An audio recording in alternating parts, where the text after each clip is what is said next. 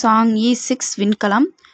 இந்த விண்கலத்தை அனுப்பியிருக்கிற நாடு எதுன்னு பார்த்தோம்னா சீனா. சீனா வந்து முதல் முறையாக நிலவின் தென் துருவத்திற்கு வந்து இந்த சாங்-இ-6ங்கிற விண்கலத்தை வந்து அனுப்பியிருக்கு. நிலவின் தென் துருவத்தில் இருக்கிற மண் மற்றும் பாறை மாதிரிகளை சேகரித்து வந்து ஆய்வு செய்யறதுக்காக சீனா வந்து திட்டமிட்டிருக்கு. மேலும் 2030க்குள்ள மனிதர்களை வந்து சந்திரனில் தரையிறக்கும் திட்டத்தை வந்து செயல்படுத்த இருக்கிறதாவும் தெரிவிச்சிருக்கு. சாங்-இ-6 விண்கலத்தை அனுப்பியிருக்கிற நாடு எதுன்னு பார்த்தோம்னாக்கா சீனா. அதுவும் நிலவின் தென் துருவத்தில் முதல் முறையாக இந்த விண்கலத்தை வந்து அனுப்பியிருக்கு சீனா. அடுத்த கரண்ட் அஃபேர் பார்த்தோம்னா 90 டன் மருத்துவ பொருட்கள் கியூபாவுக்கு அனுப்பியிருக்கு இந்தியா. தீவு நாடுகளுக்கு வழங்கப்படும் மனிதாபிமான உதவிகளின் அடிப்படையில் கியூபாவுக்கு வந்து இப்போ 90 டன் மருத்துவ பொருட்களை வந்து இந்தியா வந்து அனுப்பியிருக்கு. 90 டன் மருத்துவ பொருட்கள் எங்கே இந்தியா அனுப்பிச்சிருக்குன்னு பார்த்தோம்னா கியூபாவுக்கு அனுப்பிச்சிருக்கு. அடுத்த கரண்ட் அஃபேர் பார்த்தோம்னா மெக்சிகோவின் முதல் பெண் அதிபர். இந்த நாட்டில் பார்த்தோம்னா 200 ஆண்டு காலமாக பெண் அதிபரே கிடையாதான். இவங்க தான் வந்து முதலாக ஒரு பெண் அதிபராக நியமிக்கப்பட்டிருக்காங்க. யாருன்னு பார்த்தோம்னா கிளாடியா ஷீன்பாம். மெக்சிகோவின் முதல் பெண் அதிபர் யாருன்னு பார்த்தோம்னாக்கா கிளாடியா ஷீன்பாம். மெக்சிகோவின் 200 ஆண்டு கால தேர்தல் வரலாற்றில் பார்த்தோம்னா முதல் பெண் அதிபராக தேர்வு செய்யப்பட்டிருக்காங்க இந்த கிளாடியா ஷீன்பாம். மெக்சிகோவின் முதல் பெண் அதிபர் யாருன்னு பார்த்தோம்னா கிளாடியா ஷீன்பாம். அடுத்தது பார்த்தோம்னாக்கா 3வது முறையாக சுனிதா வில்லியம்ஸ் வந்து விண்வெளிக்கு வந்து பயணம் மேற்கொண்டிருக்காங்க. இந்திய வம்சாவளியை சேர்ந்த அமெரிக்க விண்வெளி வீராங்கனை சுனிதா வில்லியம்ஸ் 3வது முறையாக விண்வெளிக்கு சென்றிருக்காங்க. எப்பப்பன்னு பார்த்தோம்னாக்கா 2006, 2012 அப்போல்லாம். இப்போ அதுக்கப்புறம் 2024 இப்போ தான் போயிருக்காங்க. இதை நம்ம எப்படி ஞாபகம் வச்சுக்கலான்னாக்கா பார்த்தோம்னா 6வது டேபிளில் வர மாதிரியே இருக்குது பாருங்கள். 2006, 2012, 6, 12, 2024. 3 18 வராது, +4 24. ஞாபகம் வச்சுக்கிறதுக்காக சொல்கிறேன். 2006, 2012, 2024 3மே பார்த்தோம்னா 6வது டேபிளில் வர மாதிரி இருக்கும். சுனிதா வில்லியம்ஸ் வந்து இப்போ வந்து 3வது தடவை விண்வெளிக்கு பயணம் செஞ்சுருக்காங்க. இதுக்கு முன்னாடி 2 தடவை எப்போ போனாங்கன்னு பார்த்தோம்னா 2006, 2012, இப்போ 2024 போயிருக்காங்க. அமெரிக்க நாட்டின் தனியார் நிறுவனமான போயிங், இந்த தனியார் நிறுவனம் தயாரித்த ஸ்டார்லைனருங்கிற விண்வெளி ஓடத்தில் தான் வந்து அவங்க சுனிதா வில்லியம்ஸ் வந்து பயணிச்சிருக்காங்க. இவங்க தான் சொல்லப்போனால் அந்த விண்வெளி ஓடத்தையே வந்து இயக்கியிருக்காங்க. இவங்களோட சென்ற இன்னொருத்தவங்க யாருன்னு பார்த்தோம்னா பட்ச் வில்மோர். இவங்க 2 பேரும் தான் வந்து அந்த ஓடத்தில் சென்றிருக்காங்க. இவங்க 2 பேரும் போனதுனால இந்த போயிங்கிறது தனியார் நிறுவனம். இந்த தனியார் நிறுவனம் தயாரித்த ஸ்டார்லைனருங்கிற விண்வெளி ஓடத்தில் பயணம் மேற்கொண்ட முதல் குழு யாருன்னு பார்த்தோம்னாக்கா இவங்க சுனிதா வில்லியம்ஸ் ப்ளஸ் இன்னொருத்தவங்க பட்ச் வில்மோர். இவங்க 2 பேரும் தான் வந்து முதலாக அந்த ஓடத்தில் பயணம் செஞ்சுருக்காங்க. இதன் மூலம் ஸ்டார்லைனர் விண்வெளி ஓடத்தின் மூலம் விண்வெளிக்கு சென்ற முதல் குழுங்கிற சாதனையை இவங்க படைச்சிருக்காங்க. அடுத்து பார்த்தோம்னாக்கா இந்த சோதனை வெற்றி அடைஞ்சிச்சு அப்படின்னாக்கா ஸ்பேஸ் எக்ஸுக்கு அடுத்தபடியாக சர்வதேச விண்வெளி நிலையத்துக்கு ஆட்களை அனுப்பக்கூடிய 2வது தனியார் நிறுவனங்கிற பெருமையை வந்து இந்த போயிங் வந்து பெறும் அப்படின்னு சொல்லியிருக்காங்க. போயிங்கிறது தனியார் நிறுவனம். இவங்க வந்து இப்போ அனுப்பிச்சிருக்காங்க. இவங்களுக்கு முன்னாடியே இந்த மாதிரி தனியார் ஒரு நிறுவனம் அனுப்பிச்சிருக்கு. எந்த நிறுவனம் பார்த்தோம்னா ஸ்பேஸ் எக்ஸ். இந்த ஸ்பேஸ் எக்ஸுங்கிற ஒரு தனியார் நிறுவனம் அனுப்பிச்சிருக்கு. அவங்க அனுப்பிச்சினது சக்ஸஸ் ஆயிடுச்சு. அதே போல் இந்த இது சக்ஸஸ் ஆனிச்சு அப்படின்னாக்கா இவங்க 2வது அப்படிங்கிற இடத்த பெறுவாங்க அப்படின்னு சொல்லியிருக்காங்க. அந்த தனியார் நிறுவனம் வந்து 2வது இடத்தை பெறும் அப்படின்னு சொல்லியிருக்காங்க. அடுத்து பார்த்தோம்னா ஐநா பாதுகாப்பு கவுன்சிலின் புதிய உறுப்பினர்கள். ஐநா பாதுகாப்பு கவுன்சிலோட புதிய உறுப்பினர்களாக Denmark, Greece, Pakistan, Panama, Somalia இந்த 5 நாடுகளை வந்து நிரந்தரமற்ற உறுப்பினர்களாக தேர்வு செய்யப்பட்டிருக்கு. இந்த 5 நாடுகளும் பார்த்தோம்னா 2025 தொடங்கி 2 ஆண்டுகள் பதவி வகிக்கும். இந்த 5 நாடுகளும் எந்த 5 நாடுகளை ரீப்ளேஸ்மெண்ட் பண்ணுது அப்படின்னு பார்த்தோம்னாக்கா ஈக்வடார், ஜப்பான், மால்டா, மொசாம்பி மற்றும் சுவிட்சர்லாந்து. இந்த 5 நாடுகளை ரீப்ளேஸ்மெண்ட் பண்ணிட்டு தான் வந்து அந்த 5 நாடுகள் வந்து இந்த நிரந்தரமற்ற உறுப்பினர்களாக தேர்வு செய்யப்பட்டிருக்கு. இந்த 5 நாடுகளில் பார்த்தோம்னா பாகிஸ்தான் இருக்குது. Denmark, Greece, Pakistan, Panama, Somalia. இந்த பாகிஸ்தான் பார்த்தோம்னாக்கா இந்த ஐநாவோட பாதுகாப்பு கவுன்சில் உறுப்பினராக 8வது முறையாக தேர்ந்தெடுக்கப்பட்டிருக்கு. பாகிஸ்தான் வந்து 8வது முறையாக ஐநா சபையின் பாதுகாப்பு கவுன்சில் உறுப்பினராக தேர்ந்தெடுக்கப்பட்டிருக்கு. மேலும் ஐநாவோட புதிய தலைவராக கேமரூன் நாட்டோட முன்னாள் பிரதமர் அமைச்சரான பிலிமோன் யங்கிறவங்க தேர்வு செய்யப்பட்டிருக்காங்க. ஐநாவின் புதிய தலைவராக கேமரூன் நாட்டின் முன்னாள் பிரதம அமைச்சரான பிலிமோன் யங் இவங்க வந்து தேர்வு செய்யப்பட்டிருக்காங்க. அடுத்து ஐநா பற்றி ஒரு எக்ஸ்ட்ரா ஜிகே பார்ப்போம். ஐநா பொதுச் செயலாளர் யாருன்னு பார்த்தோம்னா அன்டோனியோ குட்டரஸ். ஐநா தலைமையகம் எங்கே இருக்குன்னு பார்த்தோம்னா நியூயார்க், அதாவது மன்ஹாட்டன். ஐநாவோட உள்ள உறுப்பு நாடுகள் மொத்தம் 193. அடுத்து பார்த்தோம்னாக்கா யூஎஃப்சியில் வெற்றி பெற்ற முதல் இந்தியருங்கிற பெருமையை பூஜா தோமருங்கிறவங்க பெற்றிருக்காங்க. அல்டிமேட் ஃபைட்டிங் சாம்பியன்ஷிப்பில் வெற்றி பெற்ற முதல் இந்தியருங்கிற பெருமையை வந்து பூஜா தோமருங்கிறவங்க பெற்றிருக்காங்க. அடுத்த கரண்ட் அஃபேர் பார்த்தோம்னாக்கா வேளாண்மை பயிற்சிக்காக மாணவர்களை வந்து சீனாவுக்கு அனுப்பியிருக்கு பாகிஸ்தான். வேளாண்மை பயிற்சிக்காக மாணவர்களை வந்து சீனாவுக்கு அனுப்பியிருக்கு பாகிஸ்தான். நவீன வேளாண்மை பயிற்சிக்காக 1000 மாணவர்களை சீனாவுக்கு அனுப்ப பாகிஸ்தான் வந்து முடிவெடுத்திருக்கு. அடுத்து பார்த்தோம்னா தென்னாப்பிரிக்க அதிபர் சிரில் ராமபோசா. தென்னாப்பிரிக்க அதிபராக ஏற்கனவே வந்து இவங்க தான் இருக்காங்க. மறுபடியும் வந்து இவங்களே தேர்ந்தெடுக்கப்பட்டிருக்காங்க.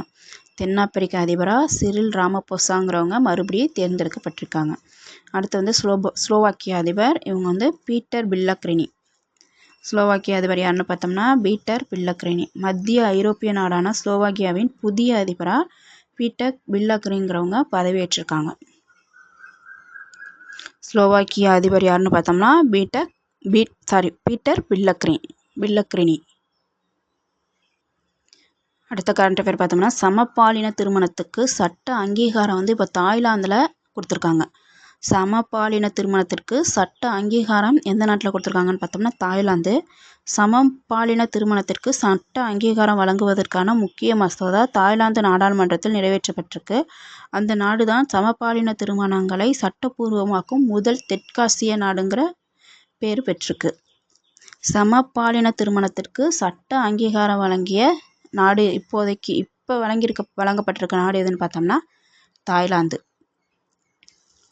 அடுத்து பார்த்தோம்னாக்கா கடும் பக்க விளைவுகள் இருப்பதாக கூறி நம்ம இந்திய மருந்துக்கு வந்து நேபாளம் வந்து தடை விதிச்சிருக்கு.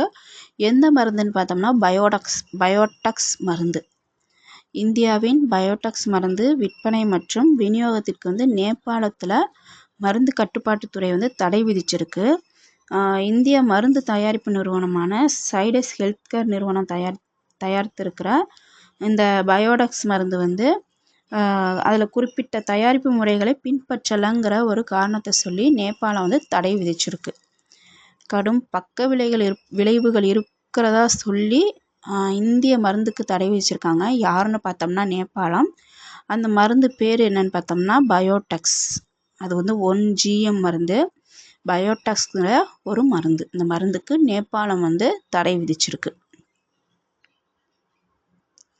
அடுத்து பார்த்தோம்னா நேட்டோவின் தலைவர் மார்க் ருட்டேங்கிறவங்க இப்போ தேர்ந்தெடுக்கப்பட்டிருக்காங்க. நேட்டோவின் புதிய தலைவராக மார்க் ருட்டே. மேற்கத்திய நாடுகளின் இராணுவ கூட்டமைப்பு தான் வந்து நேட்டோ. பொதுச் செயலாளராக நெதர்லாந்தின் தற்போதைய பிரதமர் மார்க் ருட்டேங்கிறவங்க தேர்ந்தெடுக்கப்பட்டிருக்காங்க.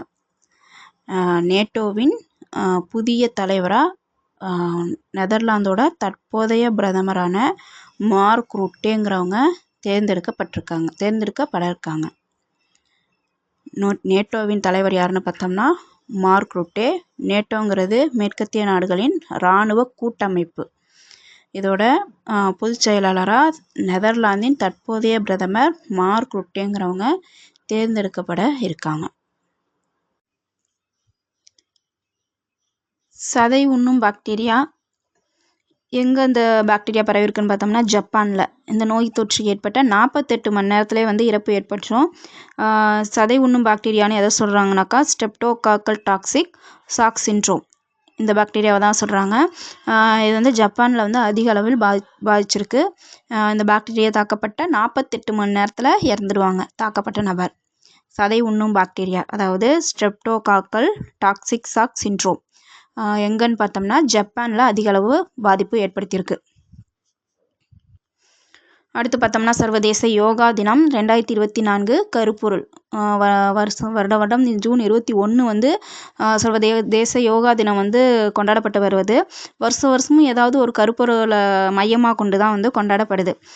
ஜூன் 21ஆம் தேதியே சர்வதேச யோகா தினமாக அறிவிக்க கோரி ஐநாவில் பார்த்தோம்னா 2014 இந்தியா வந்து முன்மொழிந்துச்சு ஒரு தீர்மானம். அதில் வந்து 175 நாடுகள் ஆதரவு தந்து வருஷம் வந்து இப்போ யோகா தினம் வந்து ஜூன் 21ஆம் தேதி கடைபிடிக்கப்பட்டு வருது. 2015 சர்வதேச யோகா தினம் வந்து கொண்டாடப்பட்டு வருது. ஏற்கனவே நான் சொன்னதான் ஏதேனும் ஒரு கருப்பொருள் கொண்டு வருடம் வந்து கொண்டாடப்பட்டு வருது. இப்போ நடப்பாண்டு கருப்பொருள் என்னன்னு பார்த்தோம்னா, இன்னொன்று சொல்லணுன்னாக்கா, இப்போ நடப்பாண்டு யோகா தினம் வந்து 10வது யோகா தினம். இந்த ஆண்டு கருப்பொருள் என்னன்னு பார்த்தோம்னாக்கா, தனிநபர் மற்றும் சமூகத்திற்கான யோகா. இப்போ 10வது யோகா தினத்துக்கான கருப்பொருள் என்னன்னு பார்த்தோம்னாக்கா, தனிநபர் மற்றும் சமூகத்திற்கான யோகாங்கிறது தான் வந்து இந்த ஆண்டுக்கான யோகா தின கருப்பொருள். சர்வதேச யோகா தினம் வந்து ஜூன் 21ஆம் தேதி கடைபிடிக்கப்பட்டு வருது. இப்போ இந்த ஆண்டுக்குரிய யோகா தினம் வந்து 10வது யோகா தினம். இந்த ஆண்டுக்கான கருப்பொருள் என்னன்னு பார்த்தோம்னாக்கா, தனிநபர் மற்றும் சமூகத்திற்கான யோகா. அடுத்த கரண்ட் அஃபேர் பார்த்தோம்னா, சாங்கே 6 விண்கலம். இந்த விண்கலத்தை அனுப்பி வச்சிருக்கிற நாடு எதுன்னு பார்த்தோம்னா சீனா. நிலவின் இருள் பகுதியிலிருந்து மாதிரிகளை சேகரித்து கொண்டு சீனாவின் சாங்கே 6 விண்கலம் வந்து லேண்டர் பகுதி சாங்கே 6 விண்கலத்தோட லேண்டர் பகுதி வந்து பூமிக்கு திரும்ப வந்திருக்கு. அதாவது நிலவோட தென் துருவ பகுதியை வந்து இருள் பகுதிங்கிறாங்க. நிலவோட தென் துருவ பகுதியிலேருந்து மாதிரிகளை சேகரித்து சீனாவோட சாங்கே 6 விண்கலத்தோட லேண்டர் பகுதி பூமிக்கு திரும்பி வந்திருக்கு. இதே போல் நிலவின் தொலைதூர பகுதியிலிருந்து பாறைகள் மற்றும் மாதிரிகளை பூமிக்கு கொண்டு வரப்படுறது இதுதான் வந்து முதல் முறை அப்படின்னு சொல்லியிருக்காங்க. சாங்கே 6 விண்கலம்ங்கிறது சீனாவால் அனுப்பப்பட்ட விண்கலம். நிலவோட தென் துருவ பகுதியில் இருக்கிற மாதிரிகளை சேகரிக்கிறதுக்காக அனுப்பப்பட்டது.